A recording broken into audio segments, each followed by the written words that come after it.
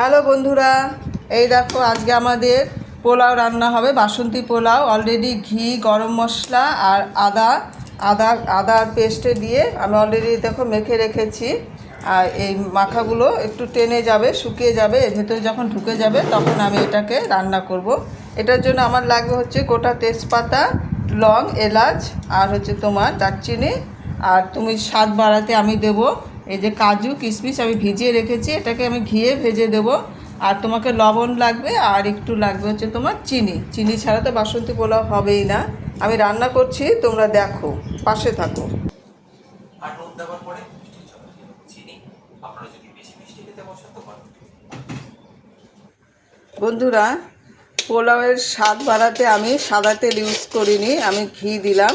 ঘিয়ের মধ্যে আমি ভেজে নেব সব কিছু।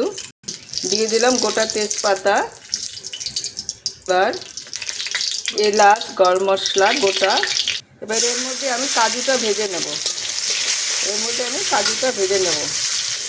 ঘিয়ের মধ্যে ভালো লাগবে খেতে। তোমাদের ঘিয়ে খেতে অসুবিধা হলে তোমরা সাদা তেল দিতে পারো, ঘিটাকে স্কিপ করে দিতে পারো। দেখো বন্ধুরা, কাজুগুলো আমার ব্রাউন কালারের হয়ে গেছে। এবার আমি কিশমিশটা দিয়ে দেবো এর মধ্যে। এই দেখো কিশমিশটা দিয়ে দিলাম। এইভাবে তোমরা করবা, দেখবা সবগুলোই খেতে একই রকম লাগবে, কোনোটা কম বেশি হবে না। যেহেতু কাজুটা শক্ত, কাজুটা একটু বেশি ভাজতে হবে। এই দেখো বন্ধুরা, ভাজা হয়ে গেছে, কাজু কিশমিশ দুটোই একদম সমান তালে ভাজা হয়েছে। এবার আমরা চালটা দিয়ে দেবো। এই দেখো, এই যে এবার চালটা হালকা একটু ভাজা ভাজা করলে, যেহেতু আদা আর কাঁচা লঙ্কা পেস্ট দেওয়া হয়েছে, ওটার গন্ধটা একটু দূর করে তখন তোমাকে দিয়ে দিতে হবে। যদি 3 কৌটা চাল দিয়ে থাকো তাহলে 6 কৌটা আন্দাজে জল দেবে, লবণ দেবে, নামানোর আগ দিয়ে চিনি দেবে, বাস। তারপরে তোমার যদি মনে হয় একটু ঘি দেবে, তুমি দিয়ে নিতে পারো, সেটা তোমার ইচ্ছে।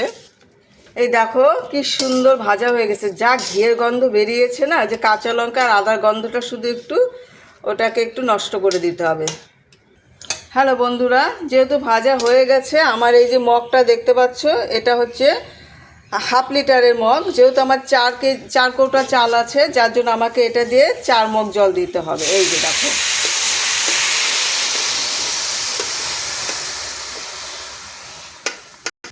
দেখো বন্ধুরা, জল দেওয়া হয়ে গেছে। আমার 4 কৌটো চাল 8 কৌটো জল দিয়েছি। এবার আমি স্বাদ মতন লবণটা দিয়ে দেব। এই যে লবণ তোমার আন্দাজ মতন তুমি দিয়ে দেবে। দেখো বন্ধুরা, অলরেডি হয়ে আসছে, আর একটু ভাপে হবে, আঁচ কমিয়ে রেখেছি আমি। এখন একটু ঢাকা দিয়ে রাখবো। দেখো বন্ধুরা, চিনিটা যাতে অতি সহজে মিশে যায়, যার জন্য আমি চিনিটাকে মিক্সি করে নিয়েছিলাম। আমার হয়ে গেছে, এখন আমি চিনিটা দিয়ে দেব। চিনিটা দিয়ে নিলে পারে তোমার আর চালটা আর ফুটবে না, এবার ঝরঝরা হয়ে যাবে। দেখো বন্ধুরা, কমপ্লিট। এখন নামিয়ে নেব, কি সুন্দর হয়েছে। দেখো বন্ধুরা, 4 কৌটো চাল 8 কৌটা ডাল, 8 কৌটা ডাল না, সরি, জল, কি সুন্দর হয়ে গেল। যেহেতু ভোগ চাল, একটু এই সময় এরকম লাগবেই। ঠান্ডা যখন হয়ে যাবে তখন এগুলো ছেড়ে দেবে। ভালো হয়েছে, তোমরা এভাবে বানিয়ে নিও। ধন্যবাদ।